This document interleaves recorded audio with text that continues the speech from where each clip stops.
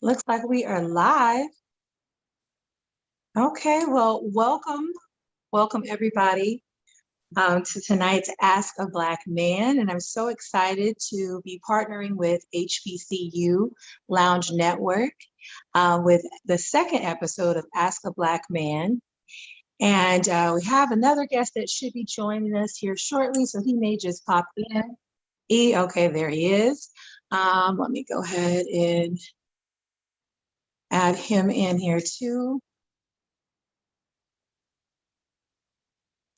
Okay. So I think we're good. We don't see you, E. All right, just a second. Okay, not a problem.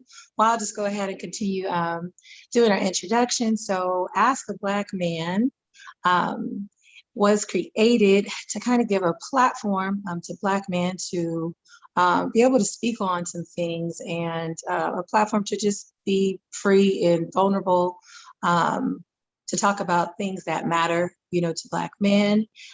There's been an increase of disconnect between Black men and Black women. And I thought that it would be, it's very important for us to start creating or pushing the truth instead of the toxic negative narrative that we have seen on many different platforms about our community and our relationships. And the best way to create healthier relationships is just, being able to communicate and talk about things that are important, to the both of us. And so we just want to make sure that hello. All right. Make sure that our Black men feel seen, celebrated, and that they can communicate. Let's see here. I'm sorry, we're adding some people. Okay, there. All right, awesome. We will add you all if you have a question here shortly. Gonna go ahead and get into it. And so tonight we have joining us E from the E Show, and we have Ralph coming all the way, well, he's on the West Coast right now, but from the DMV area, And so let's go ahead and get into it. I'm sorry, I'm not really seeing, let's see. Okay, I'm not really seeing Ralph. Ralph, are you still there? I'm still here. Okay, awesome. So we're gonna go ahead and get into it. I know on the first episode we had E joining us, and Ralph, I appreciate you joining us this evening. The more perspectives, from men, I think is great. You and E are great, awesome man that I would say that a lot of us are, would be lucky to be in a relationship with and or would like to. And so it's very important to know and hear all the different fellows' perspectives so that we can know how we can better communicate and connect on a deeper level with you all. So thank you so much for joining us. And I want to go ahead and just dive right on in. And to everyone who's watching, we'll open it up for questions here shortly, just so we can give you all enough time to get your questions in. Okay, and if you would like to hop into the box and to the live with us and join us to ask your question on camera, please just post something in the chat and we will send you a link to join, okay? All right, awesome. So Ralph, I'd like to ask you, so what do you think about that? What do you think is the cause of the increased disconnect between Black men and Black women in relationships? So I do believe that it's a combination of things, but I think the common denominator is the greatest disconnect where we get a delta between Black men and Black women is that Black women are taught to be strong, and that strength comes with they don't need anyone because they got it, right? And if they got it, they don't need anyone. That takes away a Black man's superpower. Just by being needed. So Yeah. now Black men feel like they are emasculated because they're constantly being told that they're not needed, they're wanted, and everyone wants to feel like they contribute and they're needed, but it's hard to do that when you feel emasculated. Mm, that's so true. That is something that we're taught, is being strong and being independent. And that's something that is, it's promoted a lot of time, in our community as a woman. And, not saying that there's anything wrong, with you being strong, a strong woman. But I agree with you.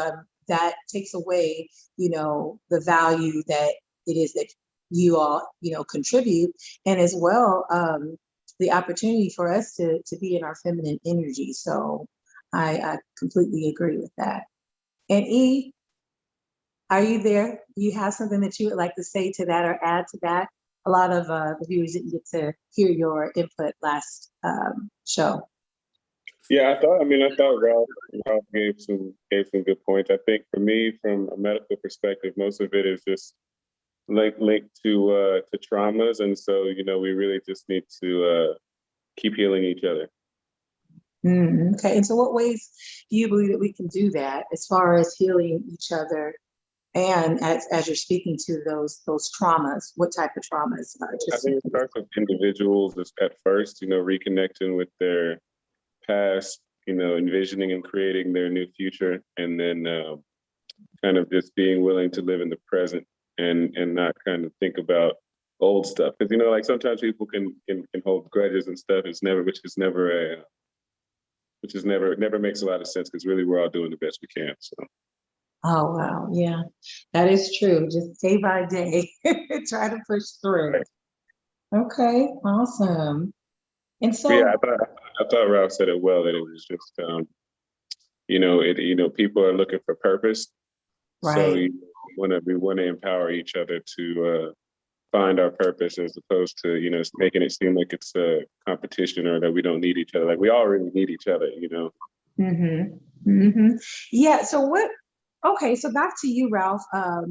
What ways do you feel that we can start to work to overcome that? I mean, because this has been pushed, this narrative, as a woman to be strong and independent, that you don't need, a man. But then at the end of the day, it's like, okay, well, you do, and you do want to break. You don't want to always have to be strong. I know as a Black woman, I work really hard, and I appreciate the fact that I do, in my accomplishments, but I don't want to be strong all the time. I would like some help. So what ways do you think that we can kind of start changing that, or repairing that, or just kind of shifting that mindset? Well, I think it starts with us individually, where we allow ourselves to be in a vulnerable place, and Mhm. and trusting people, they're going to be able to cultivate and take care of that vulnerability. Right. Once we start to put walls up, there's not a very a healthy way to try to navigate walls to try to get to someone to be able to open up to you. But if we can Mhm. get to we can be honest with ourselves, allow ourselves to be vulnerable, and trust that the person that we are vulnerable with, then I think we can get to a place where we can start headed down the road of healing, but not until then. Mhm. Yeah. So basically, just kind of coming to the table, wanting, the change, and then allowing ourselves to be vulnerable, to let those walls down so that we can start, making that difference. Right. Okay. Yes. Okay. And E, what do you think? What's your take on that? Well, I expect, I think it kind of has a thing where it kind of all happened at the same time. So for certain people, it's going to be different than others. So, Mhm. I don't think that it's necessarily the same for everyone, because I think when we get caught up in that, that's when we get caught up in the whole, like, all Black people are the same kind of thing, which is Right. obviously not Yeah, true. putting people in a box and stuff. Right, right, right. So it's like Gotcha. everybody has their things that they're doing. They have different things, but there are certain people who could connect on their similar um, on a similar wavelength, like with their similar traumas or whatever, and can help one another. But Right. everyone's going to be different. Right. And I think that, as to, Ralph's point as well, is that even though we are different, as you were saying, a lot of us share a lot of similar traumas. You can come from different backgrounds, but share those similar traumas, and still have that same desire, to want to connect and have a healthy relationship, just not knowing or understanding how can I get there, or kind of waiting, for permission, like, okay, I can do this now, but not till, this point, or maybe I got to fix these other things, first, when it's just really, taking that step and wanting it, and, letting your guard down to be vulnerable, and move forward. So yeah. Okay. I want to talk about unconditional love. Last time we didn't really get to talk about this, and I really wanted to, bring it to to you all. I heard someone, well, actually, a couple men say that with love, that women, get to experience and even expect, unconditional love, but men, don't experience that unconditional love. It's not, unconditional love is not for you all. You're loved with conditions. And so I'll let you go ahead and take that first, E, and tell me if you agree with that, or what's your take? I mean, again, that's what I said. I think it's going to be different for everyone. That's not been my experience. I mean, for everyone in my life that's been a woman, maybe not, but there's definitely been a few that I've never felt connection with. Started with, like, my grandma. I'll just start and end it there. But like, yeah, so there's definitely been people I've felt it from. So I don't think things will be different. Again, it's going to be unique for everyone. So whatever those guys were feeling, maybe that was what it was, true for them. Yeah, I mean, Which goes into the whole ask a black man thing, because again, at the end of the day, it's gonna be unique for every person. But again, like I said, for me, speaking on my experience, I've definitely experienced it before, so I don't think it's impossible. Okay, awesome. And Ralph, how do you feel about that comment? Because for me, it kind of hurt my heart a little bit. I'm like, is that true? Is that, a lot of men's experience? And maybe, it's not, and maybe it's a few. I mean, even if it was a few, it's still pretty tough. So what is it that you feel on that? Or have you experienced that? Or you feel that you, as a black man, or as a man, period, that you all don't get to experience unconditional love, or that's not to be expected? Your love with conditions. I think is how one defines love, right? So we're talking about the Western term dictionary of what love is, where this is like kind of feeling.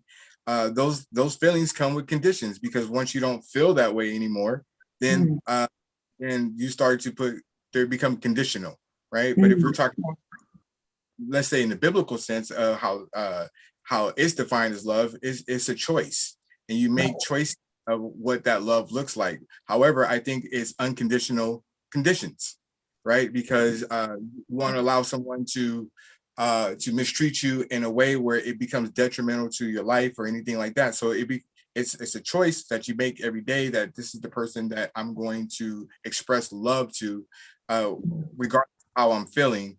But I think there's unconditional conditions. Gotcha. Okay. Let me see if we have some questions, if some questions have come into the chat or wanting to join. Okay, we had a couple of people requesting. Hold on here.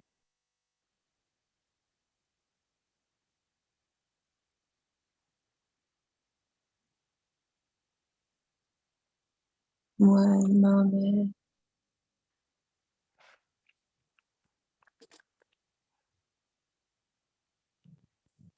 Okay, well, I guess I'm just waiting for it to come through. Until then, Um, let's talk about support, and what ways do you feel supported as a Black man for Black women? And it's a two-part question. So I want to go into, in what ways do you feel supported, and in what ways can you be supported, or would you like to be supported? And Ralph, you can go ahead and take that first. Okay, so I was taking notes here. Okay. What way to be supported is by expressing, maybe not necessarily, you don't necessarily have to agree with Mhm. everything that he may have hopes and dreams for, as long as, if you guys are in a family unit, as long as it's not detrimental to the unit, just being supportive about what it is that he wants to do and whatever his goals are and his ambitions are.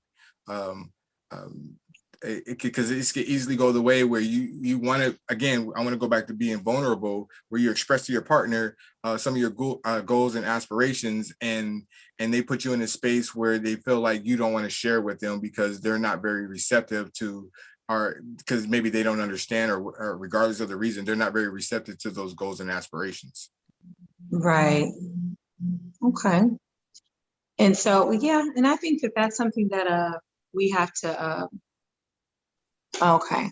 All right. So we still have a few people come in shortly. That is something that definitely has to be discussed, I think, early on. You know, a lot of times we kind of push back those important questions when we're dating individuals, and then we're in the relationship, and feelings and emotions are vested, and time, and then we start to ask those questions that were important, like purpose, and your vision that you have.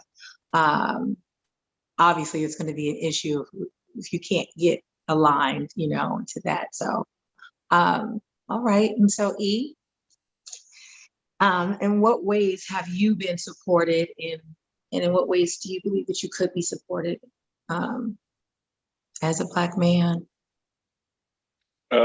Ways that I've been supported are uncountable. I mean, I can probably not track all the ways I've been supported all the way back to, I've been seeing a lot with having, nephew, nieces, cousins getting older, that there's a long period of time we all probably get taken care of that we don't really remember, Mhm. Right. Take for granted. So yeah, there was a whole village of women that was raising me. So I probably have a lot of situations of being supported. But I think right now, I think a lot of ways that people can support is by supporting themselves first. Mm. Like getting to the point where they're self-sufficient, so they don't bring baggage into the relationship, or from either side. Whether that's friendships or um, intimate relationships. So I think that it really starts with people individually within themselves, and then as long as they're not bringing, because a lot of the times people will have the issue that Ralph's talking about with supporting you because they don't know how to support themselves. So they don't really even understand what that looks like to bet on yourself. Wow.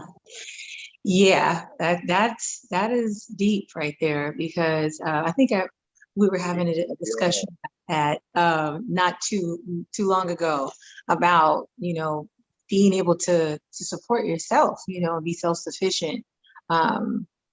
That takes a lot of stress off in a relationship, because if you're dealing with someone and they're not coming into the relationship whole, then it kind of takes away from the other person, if they are, because they're kind of constantly, reaching back, trying to kind of pull you up and just get you grounded. So I could see how that could put a strain on the relationship. Yeah, I mean, and it's subconsciously. I don't think it's something people do consciously. It's just that, like, if you're, like if you're dealing with health issues, same kind of thing. Like you might think that you're 100%, but like if you really haven't got yourself healthy, then you're more likely to inflict or affect other people. True. That is true. Okay. Let's see. I thought we had someone that just joined in our live. Yeah, it Hi, says Daryl. Hello. Hi, Daryl. Did you have a question that you wanted to ask or add to this discussion? No questions, but I definitely want to add some commentary if I may. Of course, of course. We Just love to have you. appreciate that. Thank you for having me on here. Just want to kind of backtrack a little bit when you were talking about the unconditional love thing. Okay. The thing about love is that a lot of people don't know that there are different types of love. Now, I Okay. know a lot of people do understand the whole 5 love languages thing, and that's wonderful. But I think a lot of people even get that twisted because the 5 love languages is about that's not the type of love you want to receive. That's the type of love you want to give to someone. But I think most people take it as that's what I want to get from someone. I want, gifts or words of affirmation from someone else. But it's, from my understanding, is what you want to give to someone. But then we go back to the types of love. We're talking about unconditional, which most people know as the agape love, which is, they say the agape love of Christ. That's the unconditional love that says, I love you even if you don't love me, or even if you don't love yourself, I still love you. Then we have the eros based love, which is the romantic / sexual type love. And then we have, of course, philia, which is the brotherly kinsman love. Of course, it comes from Philadelphia. That's where Philadelphia comes from with the whole city of brotherly love thing. So there are different types of love. And I think a lot of people, they only think of love as one dimensional. Right. And we got these different types. And I think that's where a lot of people are so confused when they know they love someone, but they're trying to rationalize how they love them, or even if they love multiple people, trying to figure out, well, I love this one, but I love this one too, and they don't. But a lot of people, they don't understand about these different types of love. And I think that's one of the things that a lot of people, they get love misconstrued because of that. No, that's very true. That's very true. Yes, I totally agree with you. And it's interesting because the 5 love languages has been a growing conversation. The book has been out for quite some time.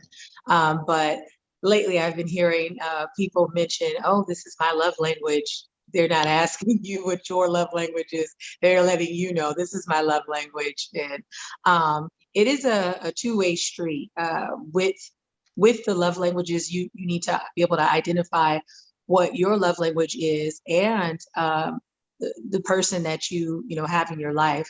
And honestly, I think that it stretches even beyond just a romantic relationship, but the relationships that you have, with people in your life. And they've even made a book, I believe, for the love languages for your children.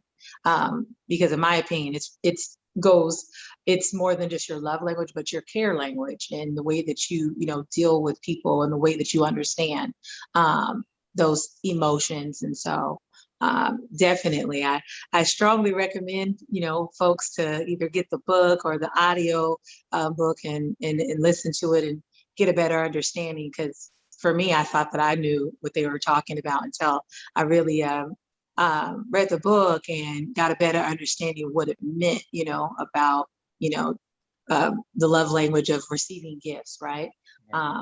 And that doesn't mean a Birkin bag, it doesn't mean, some red bottoms. It's, even the smallest thing, someone, picking you flowers, or writing you a love note, baking you a pie or whatever, but things like that, gifts of any sort. So I think that some people would change their mind and be like, oh, maybe receiving gifts is not my love language. So, but thank you so much for sharing and adding to that, because I feel like that alone is an interesting topic. So thank you again. Okay.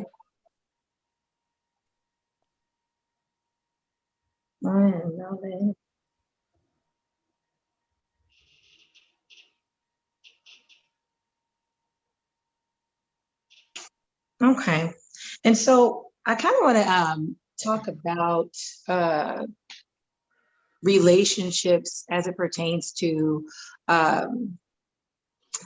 religion, because a lot of times, you see a lot of people date, as it pertains to, religion, and have issues with that. What are you all's perspectives on that? If you're dating someone who comes from a different religion, do you feel like you're open to that, or do you feel like you would want your partner to convert if you marry? I think that's a very hard determination for it, because you can't determine how two people collaborate and how in their relationship. However, I do believe with all the difficulties that come in a relationship, adding that on top of it makes it worse, because those are two people that are not working side by side, because they're not walking together, they're walking this way. So that can cause a wedge, and a potential wedge in the relationship along at the point at some point, especially if there's once kids get involved, and how and those religious beliefs and how they want those kids to be raised. Because again, if you go back to what E says, a lot of these things come from childhood. So this is how, this is good enough for me. This is how I want my kids raised. And when you start bringing to religion to that, that could cause a potential wedge on where relationship is growing apart, not closer together. Definitely, definitely. Yeah, I always find that one kind of it can be difficult, because you meet people and get along or are attracted to them, and you even feel like drawn to them. And a lot of times I think we ignore it because we're like, it feels good. I like this person. I'm attracted to them, and don't really, ask that question to the gentleman, or even, vice versa. And a lot of times, if you believe in gender roles, or and that the man is leading, the home, that's something that will come up and can be an issue. And so I thought to make sure I brought that up, because I had a few ladies that asked that question about, your take on that. And so, E, you can, add to that as well. And Daryl, I see that you're still here, so we can chime you in as well on it. Go ahead, E. Okay, so can you repeat the question? So it was about basically about religion, and if you're dating someone and she's a different religion than you, or spiritual practice, you may say that she's not religious but spiritual. How do you feel about that? Do you feel that that's something that you can do and it work, or do you feel that you would like your partner to convert to whatever it is that your spiritual beliefs or practices are? Okay, well, yeah, thank you for repeating it. Yeah, I think what Ralph said makes a lot of sense. I mean, I think that most of the time, there's already enough things that people are looking to kind of actually work together on. So most of the time, I don't even think people necessarily attract things that are outside of, stuff that they believe in.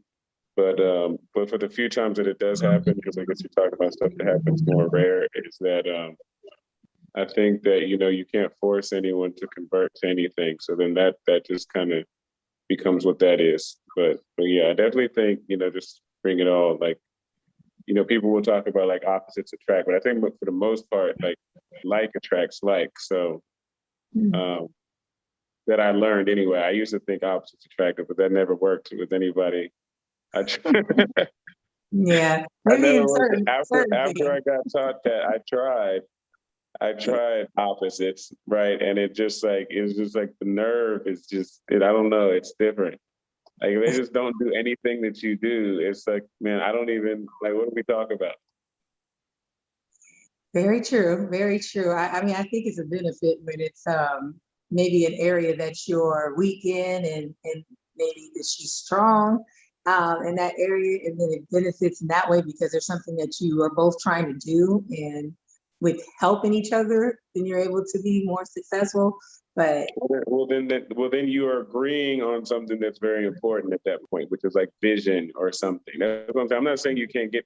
It depends on yeah, what you're opposite on. Like I'm saying, if right. you're opposite on like the way that you think about where you're going in life and everything, like that can be like, okay, like for instance, so I ended up doing entrepreneurial stuff and started resonating, like not resonating with women I knew that were like still in school. Like that was just like for me, like at the time, I couldn't find like anything to talk about, because I was trying to figure something out that I didn't really know that well yet. And she was trying to figure something out as well, but it wasn't the same thing. So it ends up creating like a frustration. Oh, you at the office too much. It's like I'm doing what everybody else is doing. Like, you know, Right. yeah. So No, I get that. Daryl, did you have anything that you wanted to add to that before I move on to the next question? Sure. Yeah. I mean, I was raised, basically predominantly Christian, and I actually did about 2 years ago. I did date a woman who was Muslim, Okay. and it was, I didn't like beat her over the head about anything, and she didn't beat me over the head about anything. I did respect, her take and feelings on eating pork, and when Ramadan came around, I did that, but we never like really got heavily into any type of discussion regarding religion. And while we broke up, had nothing to do with it either. It was just we just had personality clashes at the point when we realized we got to it, which maybe indirectly has some religious ties to it.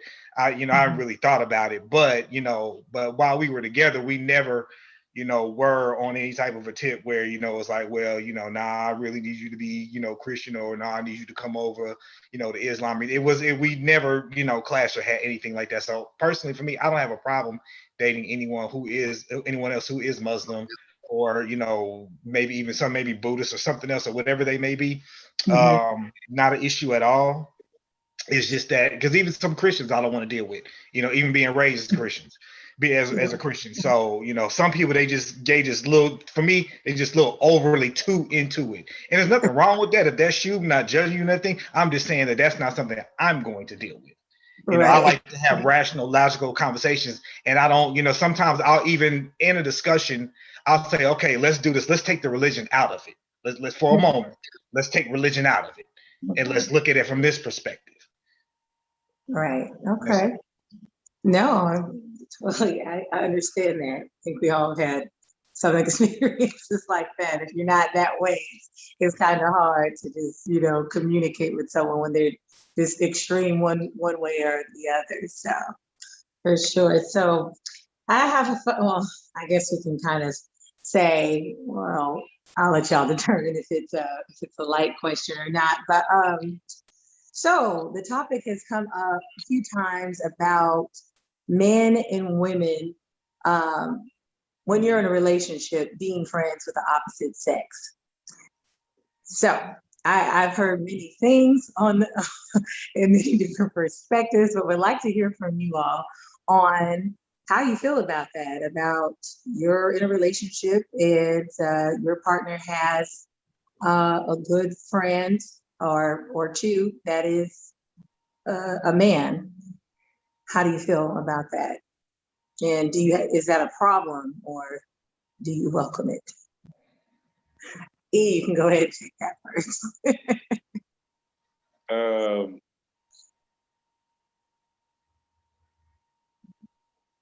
mean, yeah, it's hard to tell. From my experience, I've done it because she knew him before she knew me, honestly. So it didn't really make a lot of sense to make a big hubbub about it. And then I've been on the other side where it's like I knew the girl longer than the dude that she was dating. So like we stayed friends, and it wasn't even anything like that. So like I said, I've seen it work, but I've also seen it not work because some people just they they don't have is this what all can we say on this thing? I was gonna say like dick discipline, but You can, yeah, it's fine. This is on YouTube. It's free world. okay, yeah, dick discipline. Like that's what I've been calling it lately. Like I've just seen homeboys do stuff really messed up to friends that they know because of something like that. Like it's just like, well, it wasn't even worth it. But so in those situations, if you can't trust the person, then I think it's obviously different. But I've had it work. So is it more so you feel that way because not that you don't trust the lady that you're with, but the man that is her friend, you don't trust that he's gonna have the discipline enough No, I Not think, to no, try. I think that's what I said. It works both ways. So it could be for a woman or a man, but I'm saying in either situation, it's still the person you're dealing with. Like you have to trust Right, them.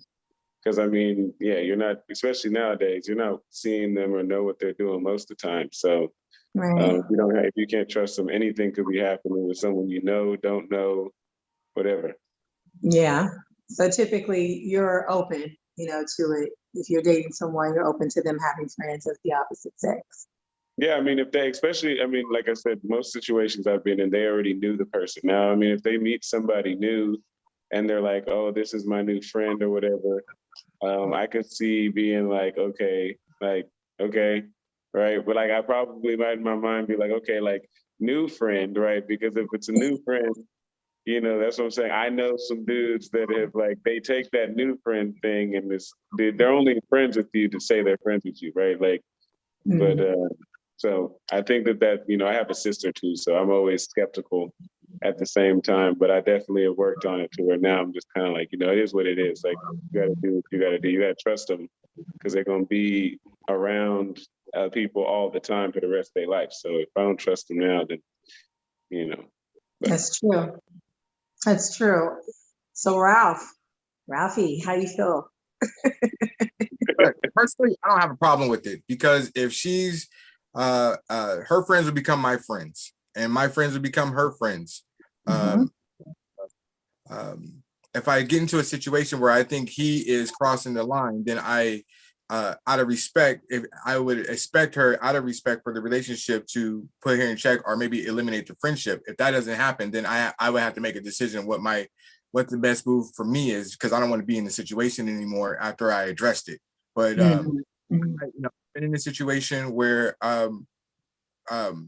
if we're in each other's lives, our friends become, regardless of the sex, our friends, we become all friends. And Yeah. I'm What was that last part? You said you're open? I'm good with it. Good with it. Yeah. Okay. All right. Daryl, what do you have to say about this? What's your take? How do you I, feel? I agree with E and Ralph. It is definitely something that is doable. I know there's been a lot of skepticism around it, but it is doable. It really, I mean, my thing is when you know what you value and you know what you have worth on, you don't have a hard time making decisions. And again, if these were your homeboys, before we met, them your homeboys before we met. I can't do nothing about it. Just like these are my homegirls before you and I met. Mhm. Mhm. They to me they're like my sisters. We've never dated, never kissed, never had anything intimate like that. Hug, what's up, dap, whatever. Yeah, that's cool. But like E said, like now this is a new cat coming in, and it's like, oh, this is my new friend. Now you get some side. I like, your new friend. Like, what Like, is this why? about? Like, Why I don't is know he a about friend? this. This he just became your partner. Like, why? Where this new friend show up from? I Yeah. mean, no, it's like so. Yeah, now with something like that, I might have to look at like But like I said, if these your partners you grew up with, y'all went to high school together, y'all graduated with it. Because like I said, I have those, and then that's cool. But other than that, it's a respect thing too. Mhm. Mhm.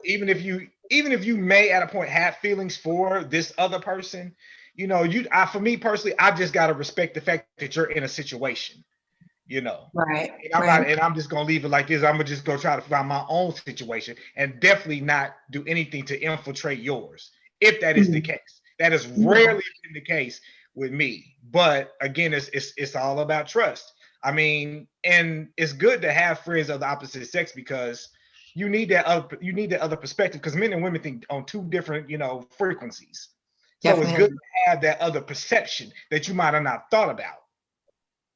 Yeah, definitely. I mean, that's what this is all about, is being able to have this conversation because we do think differently. Like when, I talk to everybody, but when I speak to my my guy friends, and a lot of times I'll have conversations with E and we'll just be talking and I'm like, what? Like I never even thought about it like that. Or he'll be like, that's interesting that you say that because that's not what I see, or that's not, how I see it. I mean, I think about it or view it and I'm like, that might be part of, our issues. I mean, obviously it's a big piece of it because we think so different, from each other. And that it's a benefit because it helps us in, other areas once we can get past all the bull crap.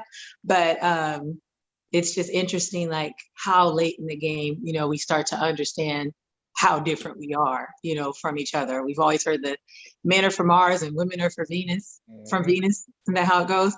And it's just like, and then we just let it go. We just keep on pushing like, nah, we're different. It's like, no, we need to start understanding like what that really means, so that we're not having all these miscommunications and disagreements that we didn't even have to have in the first place. So yeah, so now we were talking about that, and you mentioned, Daryl, a few things like, okay, this is your partner from way back when, but so that's a perspective of, coming from like you were just friends and never intimate before. So what about exes? I mean, if you have a child with an ex, you're going to have to communicate with them because that's a child involved. So, and that's just what it is. Now, depending on your level of communication with this person, if y'all just talking about the child, cool. But, if you get to a point where your feelings are still, if you still have an emotional connection to that person, yeah, that's going to cause some issues. So, I have no problem with like, if you are cool with your ex, I would hope that, especially if you have a child together, that you are cool, because I know though that's a sensitive, that's some rough territory right there. Yeah.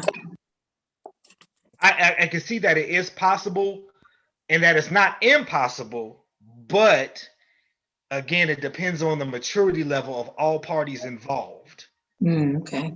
To be able to withstand that. Are you able to see me as your ex with someone else? And the same with me. Am I able to see you with someone else and it's okay? There's no pain, there's no doubt, there's no regret, there's no anything there. It's just we have a child together. If that's the case. Now, if there is no child,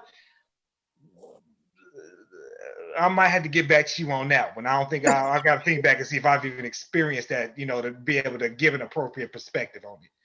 Really? Yeah, to me, it seems common. I hear people, about people being friends with their exes all the time. And it's just like, I mean, I'm okay with it. It just depends. I got to know the situation, like little. What could the situation possibly be though? That's what I'm saying. Daryl said it well. Like, it's just like, what could the situation, like he was speaking, we had this talk not too long ago about this whole, I think that it's BS that people think that men and women mature differently. I feel like they mature exactly the same. Exactly the same. Like when there are plenty of times I've seen women not want to give up their ex. It's like, what do you mean? Like, you have said that this whole thing was over, but you still over here. That's not maturity. Like you would have let it go. No, definitely. I mean, I think when it comes down to it, for sure, I personally would have a problem with it because I think that it's like, moving forward, you don't have any kids. You don't have any kids with this person. Like, like what's the problem? I mean, like, you're moving on with this new person, growing with them. Like, why, would you all still be all chummy? Now, don't get me wrong. I'm not saying to have an issue, any issues with this person or, you see them on the street, you don't even speak to them. No, like being cordial is totally different from sitting up on the phone, y'all talk daily. Why? You got a whole new situation. Like, what's going on? Like, let it go, For me, whomever I'm going to be with, she doesn't have to worry about me being, I'm not friends with exes, right? Okay. And I feel like if you hold on to an ex, then that may be something I don't even want to be part of altogether, right? So like, we was together, but now we just friends. Oh, keep your friendship. I'm out. I don't want no parts of that. Keep your friendship. You got a choice here. So you have your free will. Which one is gonna be? My thing is like how you trying to move forward and you looking in the rearview mirror constantly. I'm good. Yeah, I feel it. So I think, yeah, I mean, with that, it's just kind of making sure that you guys are on the same page as that, because a lot of times people just are not asking those questions, up front. They're like, oh, just, like, let's just flow with it and not ask these questions. And it's just like, you're supposed to just wake up one day and be serious and then ask these questions. And then you're mad because you have these feelings that are involved or time, it's an investment, and now you find out that you think completely different, in this relationship. And that's going to be tough. Sometimes you got, Trying. sometimes you just got to take the L and just keep it moving. Take the L. All right. Okay. So that L is for lesson.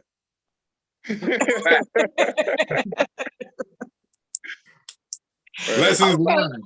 Now that's funny. Okay, so tell me this, because I have been hearing different, little platforms, podcasts, and they talk about, relationships with men and women and how men deal with things and women deal with things.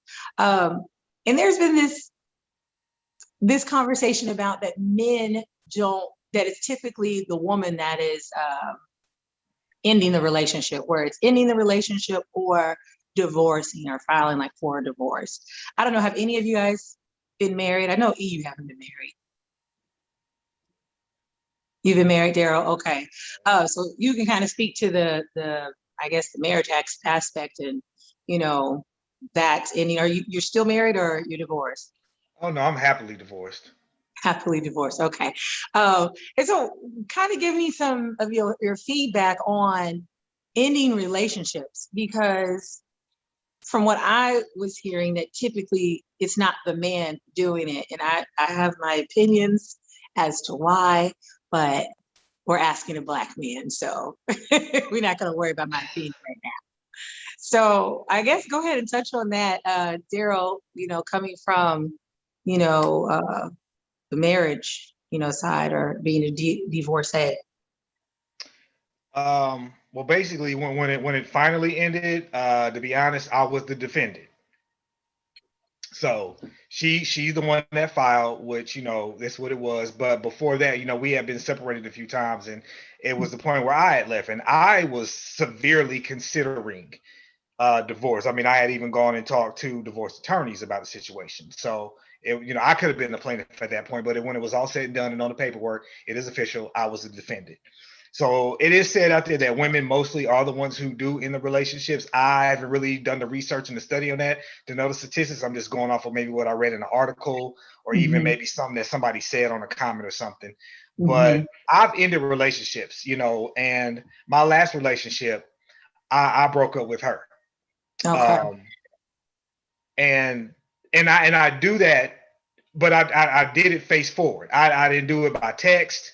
I didn't call on the phone. I did it face forward. And I'm the type of person, I don't ghost people. I don't ghost women, period. That's just me. I've been ghosted, so I know what it feels like. But for me, I just like to give that person closure, because I've been in a situation where, this woman did not, I have no closure. Like, even to this day, it's been situations like, I have no idea why this woman just quit talking to me off the rip. I have no idea why, still to this day. So, To this day. to this day, right? To this day, I have no idea why this woman just disappeared without, I like I said, I'm just the type of person that just likes to provide closure because of what I've been through, even if it stings, but I do try to be empathetic, sympathetic. I do try to be compassionate about it. I don't, ever try to jump down anybody's throat, any woman's throat and bash or anything. I just be like, look, this is not working. So you know what? I'm going to go ahead. I'm going to call it. Do you have anything that you want to say? And I'll ask her that, any questions, any concerns, whatever. That's just how I do when I'm in a relationship. Now, if we just talking, I'll just be like, you know what? I can't do this. But you do still end it. You feel comfortable with ending it. Okay. Yeah. Well, gentlemen, so Ralph, I'll let you go ahead and say something first about it. I mean, this is too like about just feeling comfortable ending it and not like dragging it along. Like how how do you remove yourself from the situation, or do you just kind of wait and hope for the best that maybe you know, she gets pissed off enough to just say it's over, you know? No, I'm like with Daryl, like, you know, I think a conversation, depending on the length and time that she and I have been dealing with each other, a conversation is definitely should be had, right? I again agree with Daryl. I don't really do the ghosting thing, but if we're just talking, it's like I'll express that I'm no longer interested, and if she asks why, I'll offer an explanation, but I'm not going to get into a long, drawn out conversation about how I feel or why I come up to the conclusions that I come up with, right? So, Even like, if she asks nicely? well, I mean, if I come up to the point where if I don't think that she and I are progressing in a way and I'm good, I don't think having a conversation is sitting here having a conversation about why is going to be productive for anybody. I don't want to have the conversation, and she's not going to get the answer she's looking for regardless. Right. So Right. she's gonna have to get to she's just gonna have to find it in herself to Be okay with that. to be okay with that and accept what I'm saying and find closure within herself. Right. Yeah. I mean, that is closure. You know, a lot of times they say, I need closure. It's just like the person doesn't want to be there anymore. Then it's, you know, it's not serving that person, so it can't be serving the other. You know, Even if that's your closure. even if someone was ghosted, that's your closure. So I mean, because whatever they're gonna offer you, it's not gonna be good enough for you anyway. That's true. Now, you know what? That is a good point. I had heard that somewhere. It was a relationship coach, and he was just like, that is the closure. If they ghost you and disappear, they are choosing, like, they don't want to be in that relationship or whatever it is that you guys had going on anymore.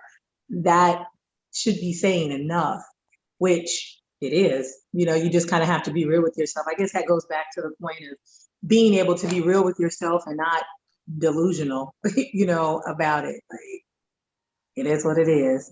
It's tough. It's tough to accept for some. All right, E.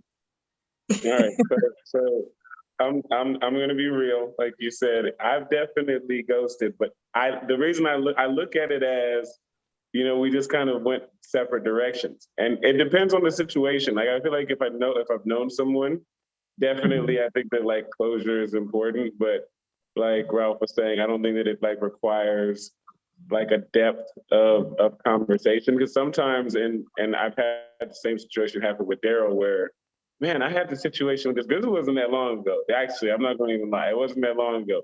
And we had like met up and like things were going well.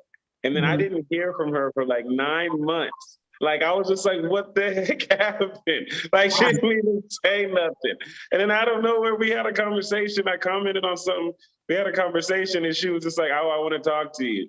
Like 9 months later, I had a conversation. She was like, oh, well, something had happened and so on and so forth. I'm just like, okay, like I guess, but you know, I was like, you didn't say nothing. So like for me, I think that I've dealt with both, but nothing ever where it was like intentional type of like intentional kind of thing. You know, and it's not like to hurt somebody, but like I was saying, or like Ralph said, it's like I think that depending on what I had said at the beginning, or as long as I'm staying true to that, then I'm not going to like be deterred. And I don't think she should want that either from a man who like doesn't like stand by their word. So, because sometimes people will take your words and it's like, I know what I said when we met each other, right? Like, I know what I said. And then now we're having like a conversation about something that I specifically said was something, and you're trying to like act like that's not what that is what I said, right? Like, and so then it's like, maybe we should just, you know, float away in different directions. You know, it's just like, because then the argument is based off of like, you know, you questioning like trust, and you know, then the trust is broken, kind of in a sense. From experiences I've had, especially if you just met someone, like if you just met them, and that happens pretty quickly, most of the time.